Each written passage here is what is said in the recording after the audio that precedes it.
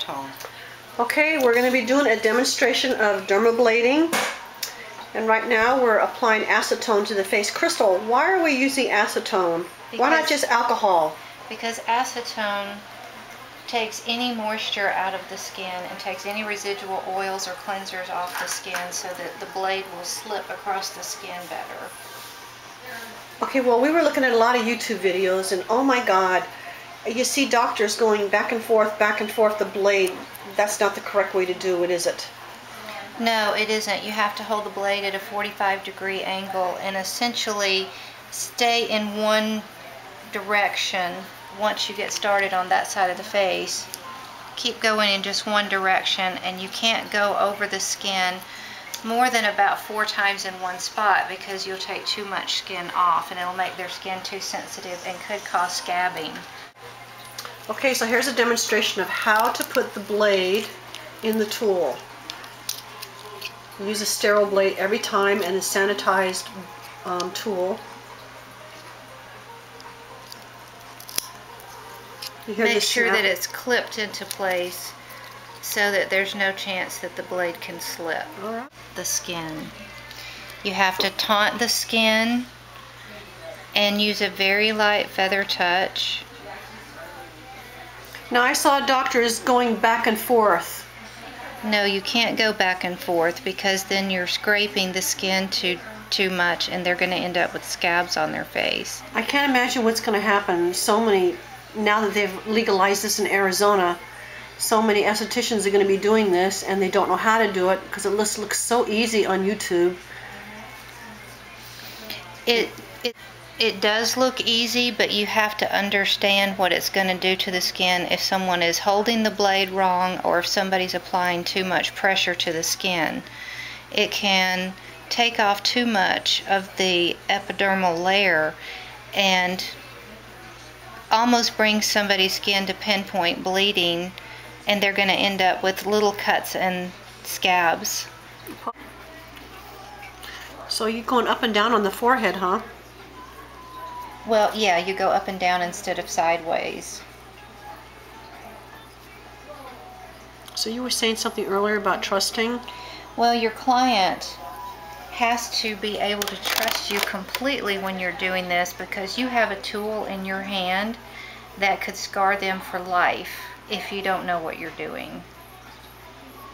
So how do you get training for this? Well, essentially, the way that I got my training was Gail from La Roche-Posay came from New York and trained me.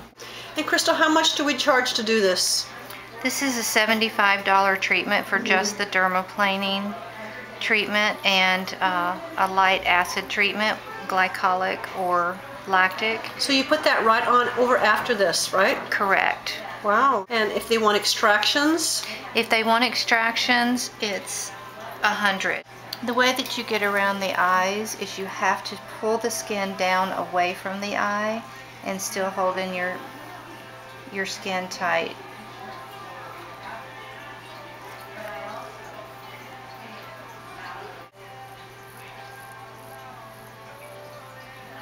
And you kind of use the teeth and you hold the lip on the teeth so that you can get right up to the vermilion line of your upper lip, making sure that the skin is very tight. If you'd like to have this procedure performed by Crystal, again, she's located at Just For You Salon Spa in Tempe, Arizona. You can call the salon at 480-752-8100 and schedule an appointment with her. To go around the jawline, you have to be very careful not to have the blade right on the bone, so you have to tighten the skin and pull up and pull it away from the bone. Now what if someone's got acne? Can you do it if they have acne lesions? You can't, like for example, going over this mole here, you can lightly go over it or around it to be able to remove the hair that's in the mole, but to go over a pustule or papule that is active acne, no, it's not a good idea because you're spreading bacteria. Right. And you don't want to cut the top of a pimple off.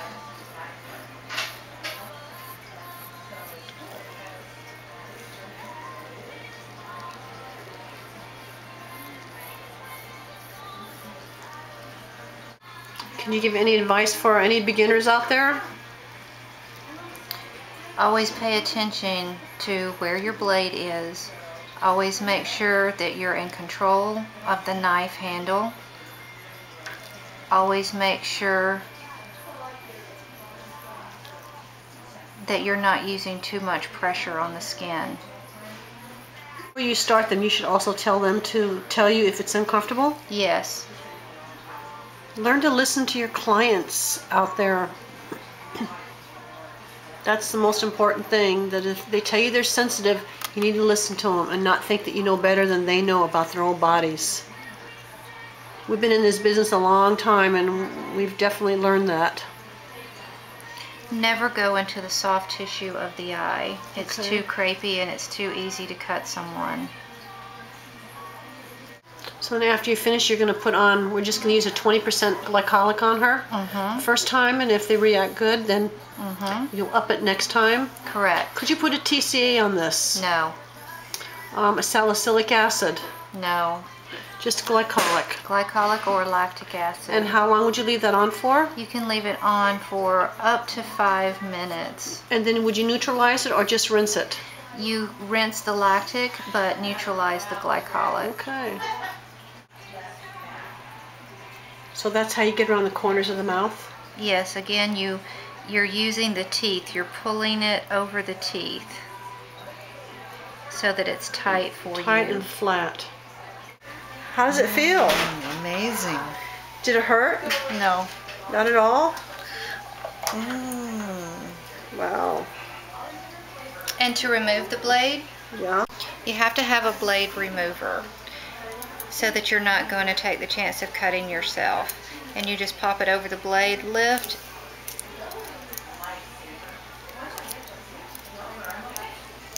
and pull, and it removes the blade. Got it. She just had her nails done, so she's trying to show off her nails. All right, Crystal, thank you very much. You're welcome.